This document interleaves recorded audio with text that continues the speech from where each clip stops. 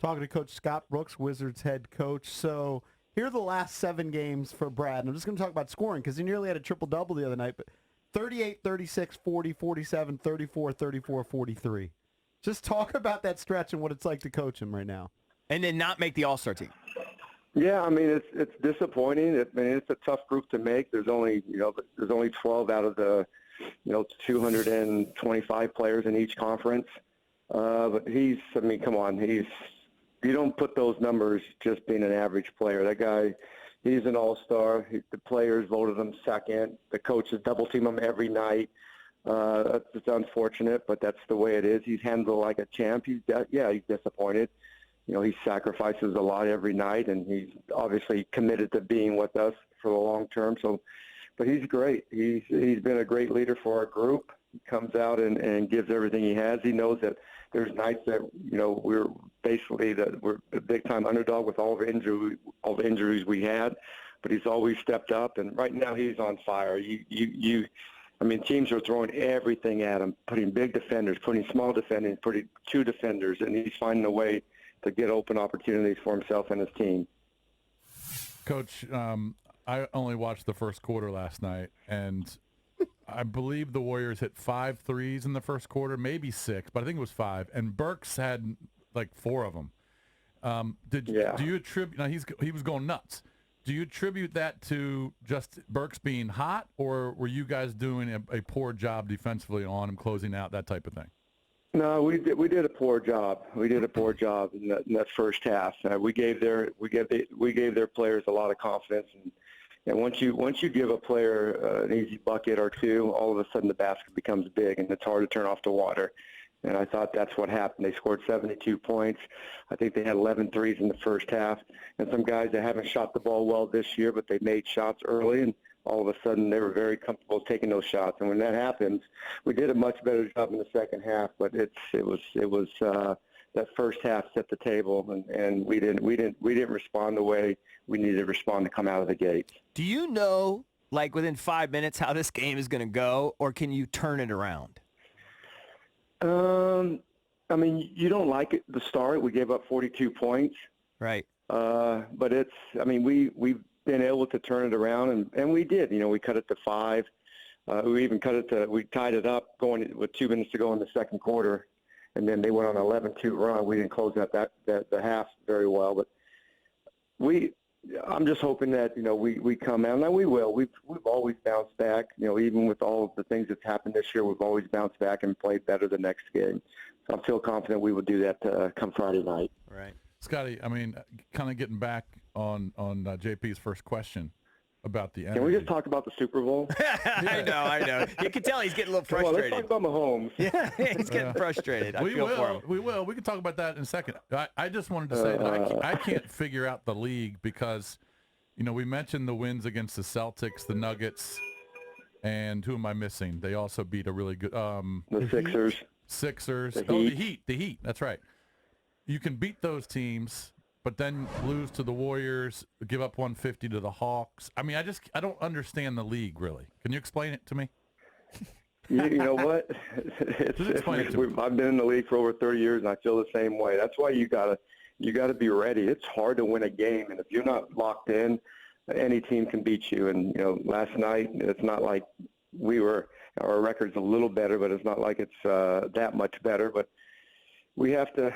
Yeah, the league is. You have to be able to be locked in and focus every night. There's a lot of good players in this league, and right now the scoring is at its all-time high. And if you're not locked in, that three-point ball is hard to stop once it gets going. Talking to Coach Scott Brooks, head coach of the Wizards. Did want to ask you a couple of league things. Let's first start with Kobe. Did you have a favorite Kobe memory? You had to have coached against him countless times.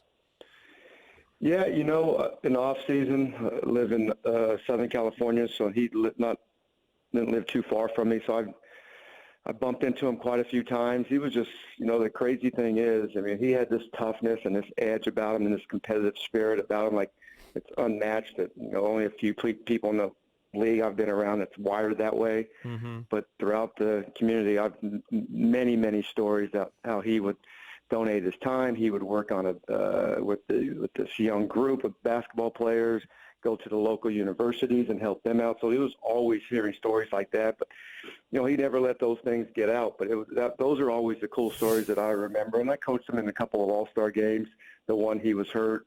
But the one he did play, that was a great game. We ended up winning the game. And the last, seconds of the game, he didn't want to switch on the screens. He wanted to guard LeBron himself because he knew that he would be able to stop him, and he did. He called it out.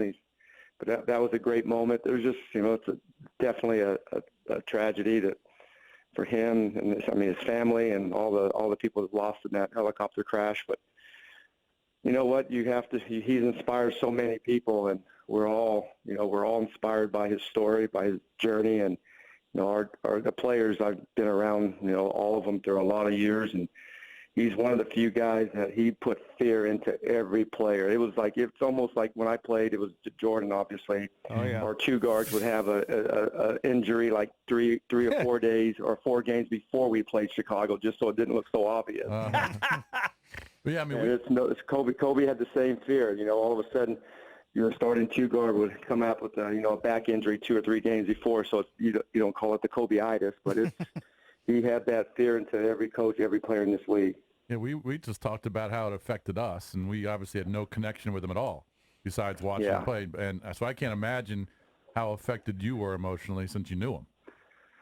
Yeah, I mean, even seeing the three little girls on the that's awful. helicopter, also that's heartbreaking. They were little hoopsters, and I have one of my good friends that was coaching that team.